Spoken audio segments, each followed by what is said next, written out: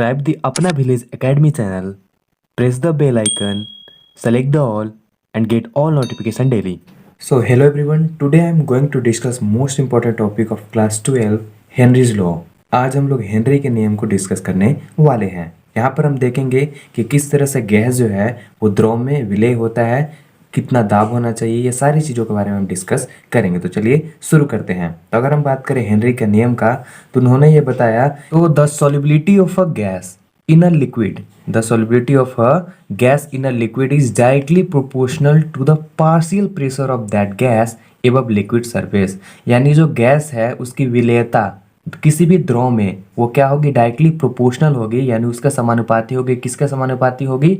तो जो द्रव के सतह पर गैस है उसके पार्शियल प्रेशर के, यानी उसके आंशिक दाब के। यानी हम इसको ऐसे बोल सकते हैं कि किसी भी गैस की वाष्प अवस्था में आंशिक दाब उस विलयन में गैस के मूल अंश के समानुपाती होता है। अब यहाँ पर जो टर्म कुछ यूज वर्ड हो रहे हैं, जैसे हो गया आपका आंशिक दाब, मूल अंश, ये क्या है इसके बारे में भी हम डिस्कस कर लेते हैं ताकि आपको और अच्छे से समझ में आ सके। तो सबसे पहले हम डिस्कस करते हैं मोलों की संख्या के बारे में। तो जब भी हमको मोलों की संख्या निकालनी हो तो हम करते क्या है, तो जो विलेय होता है उसका जो अणुभार होता है, हमने पीछे ही अणुभार निकालना सीखा है। तो जो विलेय का अणुभार होता है उससे हम क्या कर देते हैं, उस विलेय के भार में डिवाइड कर देते हैं, यानी जो अणुभार है उससे हम भाग दे देते हैं उसके भार को। यानी मोलों की संख्या बराबर क्या होता है आपका, विलेय का भार, विलेय का भार बटा में विलेय का अनुभार। जब भी हमको मोलों की संख्या निकालनी हो तो ये हम फॉर्मूला यूज करेंगे। आगे अगला जो है वो है आपका मोल अंश, मोल अंश यानी मोल फ्रैक्शन, मोल फ्रैक्शन।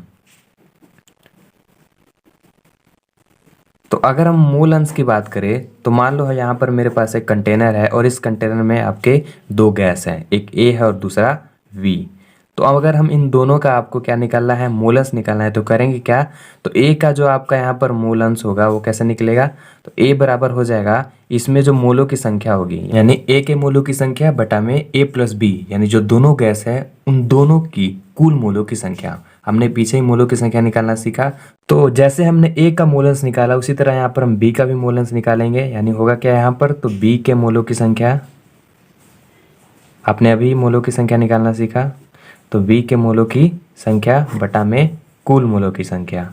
यानी कुल मोलों का मतलब ए का भी मोल इसमें ऐड होगा और बी का भी, दोनों साथ में कुल मोलों की संख्या। तो इस तरह से हमारे यहाँ पर दोनों गैस या दोनों विलेय का जो है मोल अंश निकल जाएगा।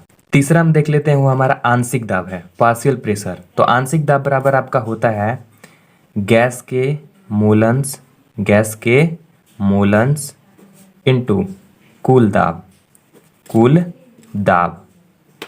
यानी मान लो मेरे पास यहाँ पर कोई एक बर्तन है, इस बर्तन में तीन अलग अलग तरह के गैस हैं और इस बर्तन में जो है कुल दाब लग रहा है इन तीनों गैसों का, वो है मान लो कितना भी 660।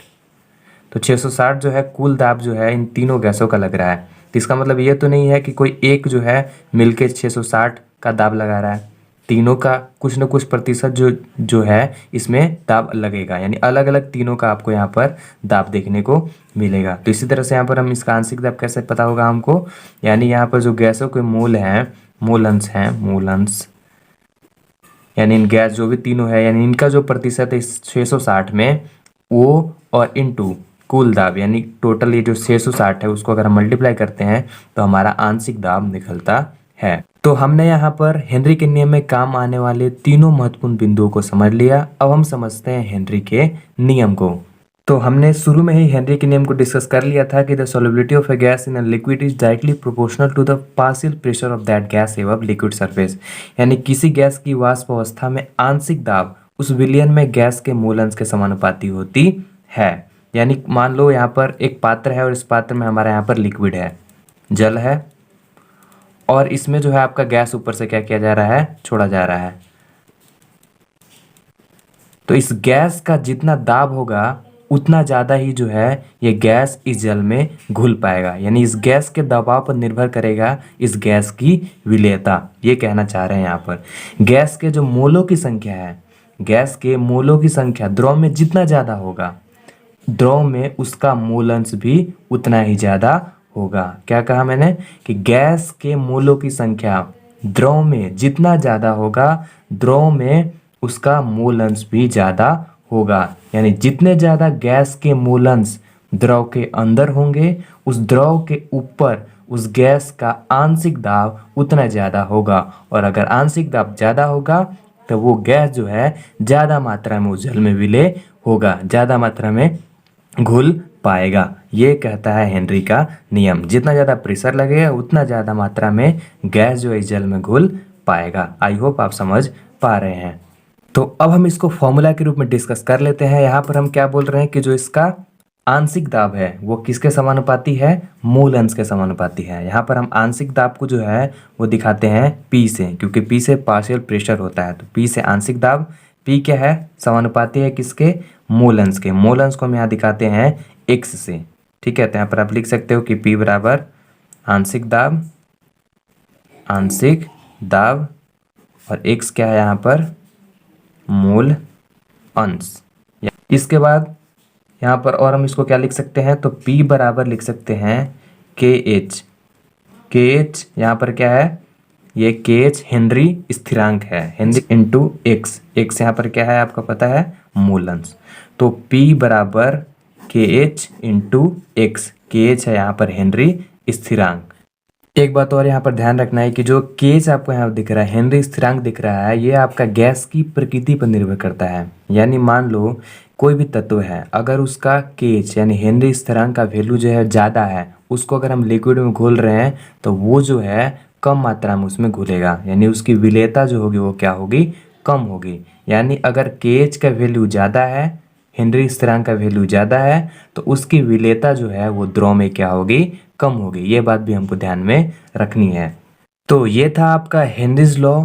उम्मीद है कि आपको समझ में आ गया होगा। इससे जुड़ा हुआ हम न्यूमेरिकल आगे के वीडियो में ज़रूर करेंगे, जहाँ पर हम जो एनसीईआरटी है उससे रिलेटेड, हेनरी लॉ से रिलेटेड जो भी आपके न्यूमेरिकल क्वेश्चन है उसको आगे हम करने की कोशिश करेंगे, जिससे और ईजिली जो है हम हेनरी लॉ को समझ पाएंगे।